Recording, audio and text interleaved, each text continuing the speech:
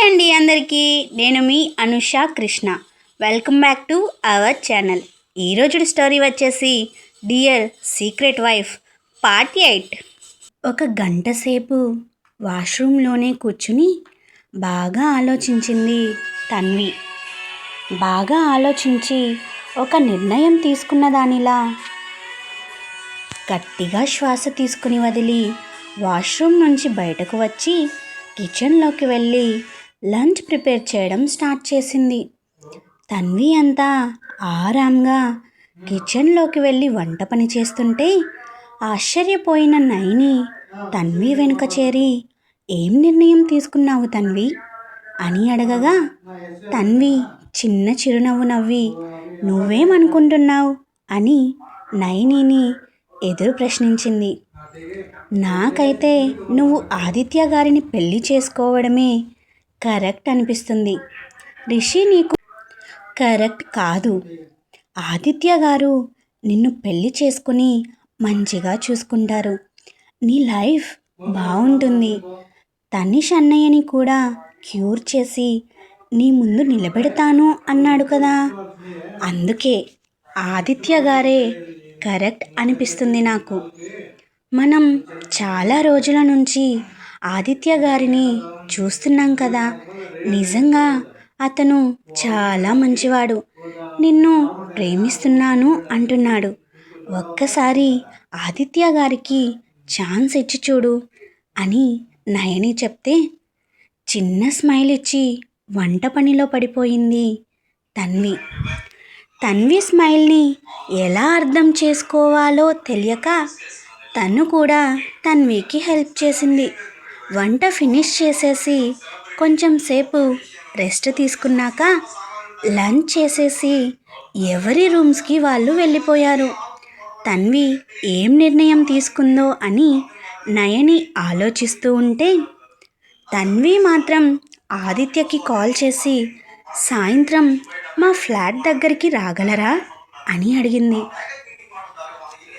నేను తనని కృష్ణ మందిరానికి రమ్మని అడిగితే తానేంటి నన్నే తన ఫ్లాట్కి రమ్మంటుంది అని మనసులో అనుకుంటూ తన్వి మాటని కాదనలేక సరే అని కాల్ కట్ చేశాడు ఆదిత్య.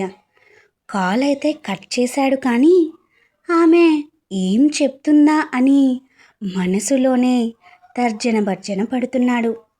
కరెక్ట్గా సాయంత్రం 4 గంటల సమయంలో తన్వి వాళ్ళ ఫ్లాట్ ముందు ఆదిత్య కార్ ఆగింది. ఆదిత్య తన్వికి కాల్ చేసి ఫ్లాట్ బయటే ఉన్నాను అని చెప్పగా నేనే బయటకు వస్తున్నాను ఆదిత్య గారు అని చెప్పి కాల్ కట్ చేసింది తన్వి.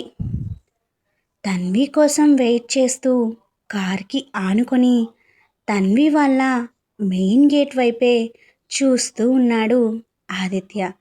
ఇంతలో తన్వి వాళ్ళ ఫ్లాట్ బయట మెయిన్ గేట్ తెరుచుకున్న చప్పుడు వినిపించింది. ఆమె ఏ కలర్ శారీలో వస్తుందో అన్న క్యూరియాసిటీతో అటే చూస్తున్నాడు. తిన్నగా డోర్ తీసుకొని పింక్ కలర్ శారీలో సింగిల్ పళ్ళు వేసుకొని లైట్ మేకప్తో దేవకన్యలా మెరిసిపోతూ వచ్చింది తన్వి. తన్వి పింక్ కలర్ శారీలో రావడంతో ఆమెకు తన మీద ఇష్టం లేదు అనుకుని మనసులో తెగ బాధపడిపోతూ పైకి మాత్రం నవ్వు పూసుకొని హాయ్ అంటూ తన్విని పలకరించాడు.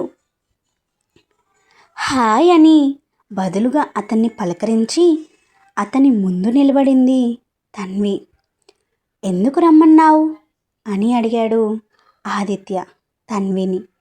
మీరే కదా కృష్ణ మందిరానికి రమ్మని చెప్పారు అని తన్వి చెప్పగా నా మీద ఇష్టం ఉంటే నన్ను పెళ్లి చేసుకోవడం నీకు ఇంట్రెస్ట్ అయితే బ్లూ కలర్ చీర కట్టుకొని కృష్ణ మందిరానికి రమ్మన్నాను. కానీ నువ్వేమో పింక్ కలర్ శారీ కట్టుకున్నావు. అంటే దాని అర్థం నేనంటే నీకు ఇష్టం లేదనే కదా అని ఆదిత్య డల్ ఫేస్తో చెప్పగా తన్వి కొంచెం ఫేస్ కిందకు దించుకొని నా దగ్గర బ్లూ కలర్ శారీ లేదండి అంది లోతైన స్వరంతో. ఆమె ఏమనిందో అతని మైండ్లో రిజిస్టర్ అవ్వడానికి 2 సెకండ్లు పట్టింది.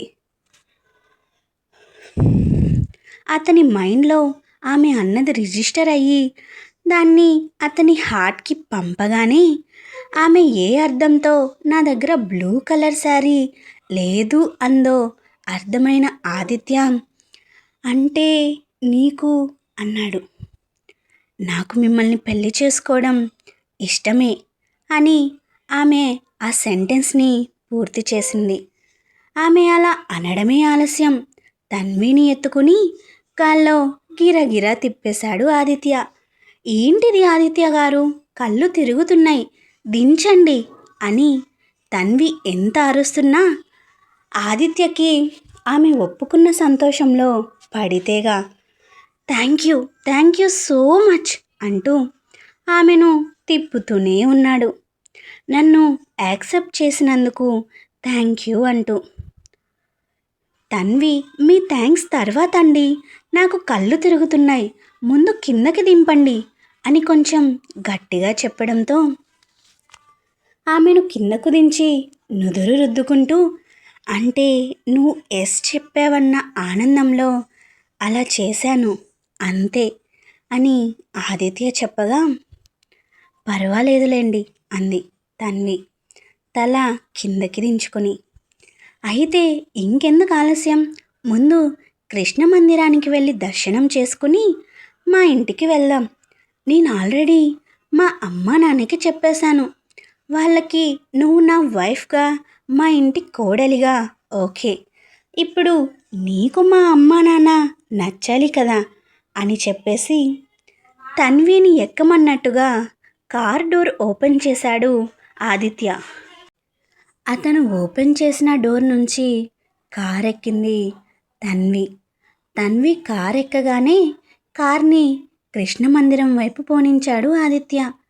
తన్వితో మాట్లాడి ఎలాగైనా ఒప్పించాలి అని చెప్పేసి తన్వి వాళ్ళ ఫ్లాట్కి వచ్చిన రిషి ఆదిత్య తన్వి ఇద్దరి మాటలు విని ఆదిత్య తన్విని అలా ఎత్తుకోవడం చూసి అతని చేతి పిడికిలి బిగుసుకుంది. నరాలు పచ్చగా పొంగి పైకి కనిపిస్తున్నాయి. కోపంతో కార్ స్టీరింగ్ మీద గట్టిగా ఒక్క పంచ్ ఇచ్చాడు. నన్ను వదిలి నువ్వెక్కడికి వెళ్ళలేవు తన్వి, నువ్వు నాకు మాత్రమే సొంతం. తన్వి కేర్ ఆఫ్ రిషిత్ రాయ్ భూషణ్ అని గట్టిగా దిక్కులు పిక్కటిల్లేలా అరుస్తూ, ఎంత ధైర్యం ఉంటే నా తన్విని టచ్ చేస్తావురా, I will see your end అనుకుంటూ కార్ స్టార్ట్ చేసి ఆదిత్య కార్ని ఫాలో అవ్వడం స్టార్ట్ చేశాడు రిషి. ఆదిత్య కార్ కృష్ణ మందిరం దగ్గర ఆగింది. ఆదిత్య తన్వి ఇద్దరూ లోపలికి నడిచారు. రిషి ఆదిత్య కార్ వెనుక తన కార్ని ఆపి వాళ్ళ వెనకే మందిరం లోపలికి నడిచాడు. రిషి వాళ్ళ వెనుక రావడం ఆదిత్య తన్వి ఇద్దరూ గమనించలేదు. తన్వి ఒప్పుకోవడంతో ఆనందసాగరంలో మునిగి తేలుతూ తన్వి చేతిని అతని చేతితో హోల్డ్ చేస్తూ ఆమెతో పాటు అడుగులు వేస్తూ నడుస్తున్నాడు ఆదిత్య. ఆదిత్య తన్వి చేతిని పట్టుకోవడంతో అతనిలో ఉన్న కోపం ఇంకా రెట్టింపవుతుంది. ఆదిత్య తన్వి ఇద్దరూ దేవుడి దర్శనం చేసుకొని అభిషేకం చేపించుకున్నాక దేవుడికి దండం పెట్టుకుంటూ ఉంటే పంతులు గారు అర్చన చేస్తూ ఉన్నారు. అదే అదనుగా భావించిన రిషి, నిన్ను నా నుంచి ఎవరూ దూరం చేయలేరు తన్వి, నేను నిన్ను పెళ్లి చేసుకోవాలి అని అనుకుంటే నువ్వు ఈ గొట్టంగాడికి ఓకే చెప్తే ఎలా అని అనుకుంటూ ఈవిల్ స్మైల్ చేస్తూ అమ్మవారి మెడలో ఉన్న తాళి తీసి తన్వి మెడలో కట్టాడు.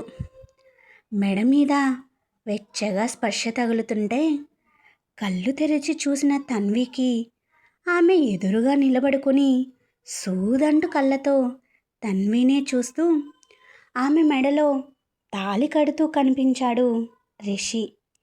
అతన్ని అక్కడ ఊహించని తన్వి అతను ఏం చేస్తున్నాడో అర్థం కాక ఒక్క క్షణం స్థాణువులా నిలబడింది. అతను ఏం చేస్తున్నాడో అర్థమైన వెంటనే అతని వైపు, ఆమె మెడ వైపు ఒకసారి చూసి రిషిని వెనక్కి నెట్టేయాలని చూసింది. అతను ఆమె మెడలో తాళి కట్టకుండా ఆపాలని. కానీ అప్పటికే ఆలస్యమైపోయింది. అతన్ని అడ్డుకోవడానికి ఆమె బలం చాలనే లేదు. అతను ఆమె మెడలో 3 ముళ్ళు వేసేశాడు. ఆమె మెడలో పచ్చగా పుత్తడి వలె మెరిసిపోతున్న తాళిని రిషిని మార్చి మార్చి చూసి రిషి చెంప మీద గట్టిగా ఒక చెంపదెబ్బ కొట్టింది. ఆమె అతన్ని కొట్టిన చప్పుడికి కళ్ళు తెరిచి చూశాడు ఆదిత్య. అంతలా సౌండ్ వచ్చింది మరి తన్వి రిషిని కొట్టిన దెబ్బకి. తన్వి మెడలో తాళిని గమనించని ఆదిత్య తన్వి ఎదురుగా చెంప మీద చేయి వేసుకొని రిషి ఉండడం చూసి ఆదిత్యకి ఏమీ అర్థం కాలేదు. అయోమయంగా ఇద్దరిని మార్చి మార్చి చూసి నువ్వేంటి బాస్ ఇక్కడ అన్నాడు ఆదిత్య. ఆదిత్యకి ఆన్సర్ ఇవ్వకుండా చూడటానికి బక్కగానే ఉన్నా చాలా బలం ఉంది బేబీ నీలో. నువ్వు కొట్టిన దెబ్బకి నా దవడ వాచిపోయింది అని మనసులో అనుకుంటూ తన్వినే గుచ్చి గుచ్చి చూస్తున్నాడు రిషి. రిషి అలా తన్విని చూడడం నచ్చని ఆదిత్య మిమ్మల్నే బాస్ అడిగేది, మీరేంటిక్కడ అన్నాడు కొంచెం చిరాగ్గా. ఆదిత్య గారు, ఈ రోగ్ నా మెడలో తాళి కట్టాడు, నేను దేవుడికి దండం పెట్టుకునే టైంలో అని అంటూ ఆమె మెడలో ఉన్న తాళిని చేతితో పట్టుకుని ఆదిత్యకి చూపించింది తన్వి. ఆదిత్య కోపంతో ఊగిపోతూ రిషి కాలర్ పట్టుకుని ఎంత ధైర్యం ఉంటే నా తన్వి మెడలోని తాళి కడతావురా? ఒక అమ్మాయి పర్మిషన్ లేకుండా ఆ అమ్మాయి మెడలో తాళి కడితే నువ్వు పెద్ద మొగుడు అనుకుంటున్నావా అన్నాడు ఆదిత్య. తాళి కట్టడానికి చేతులుంటే చాలనుకుంటా అని అతని కాలర్ మీద ఉన్న ఆదిత్య చేతుల్ని విసిరి కొట్టాడు రిషి. రిషి అలా చేతులు విసిరి కొట్టడంతో తన కోపాన్ని కంట్రోల్ చేసుకోలేక రిషిని కొట్టడానికి చెయ్యెత్తిన ఆదిత్య చేతిని రిషి పట్టుకొని గట్టిగా హోల్డ్ చేస్తూ ఇంకో చేత్తో తన్వి నడుముపై చేయి వేసి అతనికి దగ్గరగా అదుముకుని తన్వి పెదవుల్ని అందుకున్నాడు. అనుకోని చర్యకి ఆమె స్థాణువులా నిలబడి ఉంటే ఆదిత్య మాత్రం అతని ముందే అతని ప్రేయసిని రిషి ముద్దు పెట్టుకుంటుంటే చూడలేక అతన్ని కొడదామన్న ఆదిత్య చేతులు రిషి ఒక్క హ్యాండ్తో లాక్ చేసి ఉండడంతో ఏమీ చేయలేని నిస్సహాయ స్థితిలో చూస్తూ ఉన్నాడు. ఈరోజు 6 to 7 మధ్యలో నాకు డెలివరీ ఉంది. ఎవరు పుడతారో తెలియదు కానీ కొంచెం నర్వస్గా ఉంది. సో ఈరోజు వీడియో కొంచెం ముందుగానే అప్లోడ్ చేస్తున్నాను. 3కి హాస్పిటల్కి వెళ్ళాల్సి ఉండడం వలన ఇక నెక్స్ట్ 4 days వీడియోస్ ఇప్పుడే ఎడిటింగ్ చేసేసి షెడ్యూల్ చేసేస్తున్నాను. And baby boy or baby girl అయింది కమ్యూనిటీ పోస్ట్లో పెడతాను.